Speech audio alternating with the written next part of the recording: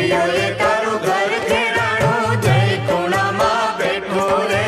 કાનજી તારી માં કહેશે પણ અમે કાનુડો કહેશું રે. કાનજી તારી માં કહેશે પણ અમે કાનુડો કહેશું રે.